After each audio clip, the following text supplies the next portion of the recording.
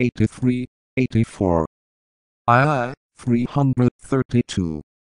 SD, II, 669. Sixth principle Buddhi. The energy of love. S. D. II, 649, 676. SD, II, 58. Seventh principle Atma. The synthetic principle. S. D. I, 357, 201. SD, III, 142. CSD, III, 201. Note. A. Buddhi is the vehicle for Atma. B. Manas is the vehicle for Buddhi. C. Kamarupa is the vehicle for Manas. S. D. II, 171. D. The etheric body is the vehicle for prana. Remember also. A. That the physical body is not a principle. S.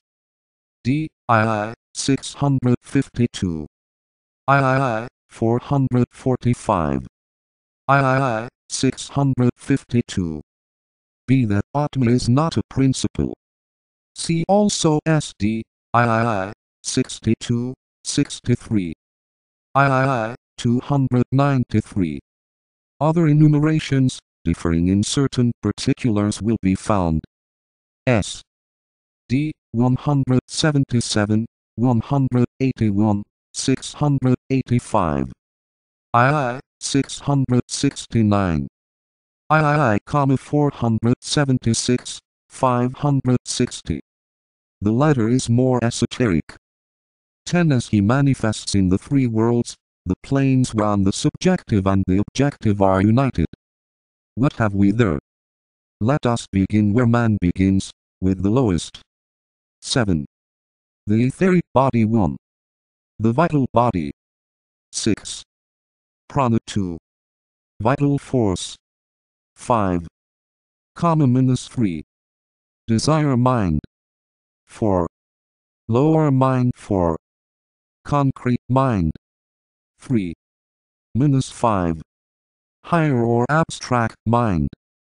2. Buddhi 6. Wisdom, Christ force, intuition. 1. Atma 7. Spiritual will.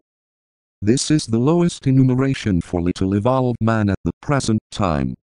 From the standpoint of the ego, what can be seen? I, the absolute. Atma. Pure will to be. I, the Dwad. 1. Buddhi. Pure reason, wisdom. 2. Manas. Pure mind. I, the triad. 3. The causal body. 4. Lower mind. 5. Kama Manas. 6. Prana. 7. The etheric body. In these various enumerations of the principles we are dealing with them, as HPB has pointed out, they must be dealt with. 113 Secret doctrine in connection with the principles. A. That mistakes in the classification are very possible. S. D. II, 677. That we must seek the occult meaning. S. D. II, 652. That there are really 6 not 7 principles. See that there are several classifications. S. D. II, 374, 446. D. That the esoteric enumeration cannot be made to correspond with the exoteric S. D. II, 476.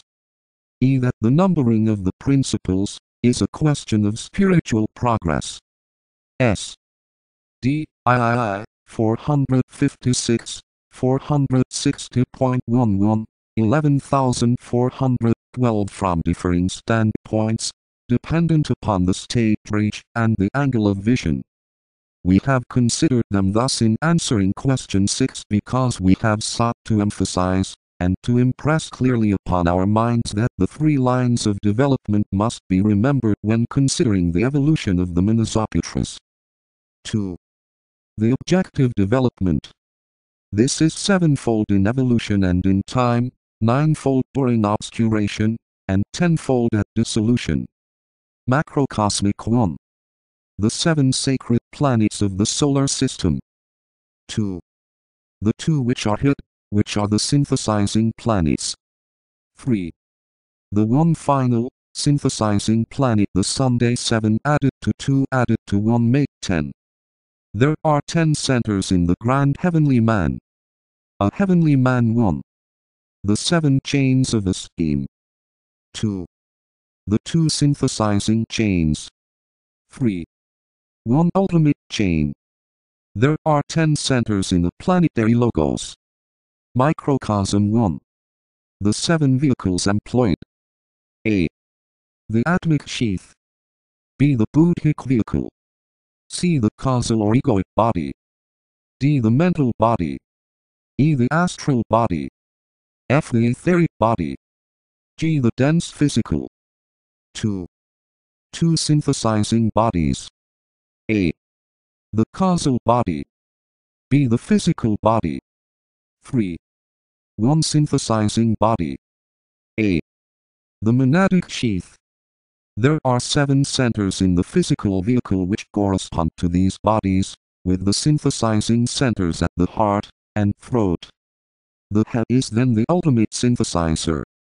This tabulation deals entirely with the form side, and with the vehicles indwelt by the logos, the Manasaputras, and by man. 3. The subjective development. This is also sevenfold. 1. Astral pure desire, emotion, feeling. 2. Kama Manas desire mind. 3. Manas lower concrete mind. 4. Higher Manas abstract or pure mind. 5. Buddhi pure reason, intuition. 6. Atma pure will, realization. 7. Monadic will, love wisdom, intelligence. This deals with the sevenfold development of inherent love wisdom by the aid of mind. This proceeds macrocosmically through the 7 heavenly men, who are actively intelligent, inherently love, and are objectively seen through their forms, the planetary schemes. In their totality they are the Logos, the grand man of the heavens. In the case of a heavenly man, the development proceeds through the 7 groups of human entities, who form their psychic centers. These groups are on their own plane developing intelligence, are inherently love, and can be objectively contacted on the 7 chains of a scheme. In the case of individual man, the development proceeds through his 7 centers, which are the key to his psychic evolution. A man is also developing intelligence, is inherently love, and is objectively seen through one or other of his bodies. What I seek to emphasize is the fact of the psychic development, and also that subjective evolution is the main enterprise of the Logos, of a planetary Logos and of a man. Active intelligent love, the bringing forth from latency of the inherent quality of love by the intelligent application of the mind faculty, will be the result of the evolutionary process. Just as objectivity is dual, life form, so subjectivity is dual, mind love, and the blending of the two produces consciousness. Spirit alone is unity, and is undivided. The development of spirit, or its assumption of the fruits of evolution, is only to be realized and brought about when the dual evolution of the form and the psyche is consummated. Then spirit garners the fruits of evolution, and gathers to itself the qualities nurtured during manifestation, perfect love and perfect intelligence showing forth then as active intelligent love wisdom. We might, therefore, answer the questions. What is the mind aspect and why is it so important? By saying that the mind aspect is in reality the ability or capacity of the logoic existence to think, to act, to build, and to evolve in order to develop the faculty of active love. When the Logos, who is active intelligence, has run his life cycle, he will be also love fully manifested throughout nature. This can be likewise predicated of a heavenly man in his sphere, and of a man in his tiny cycle. Thus the importance of Minas can be fully seen.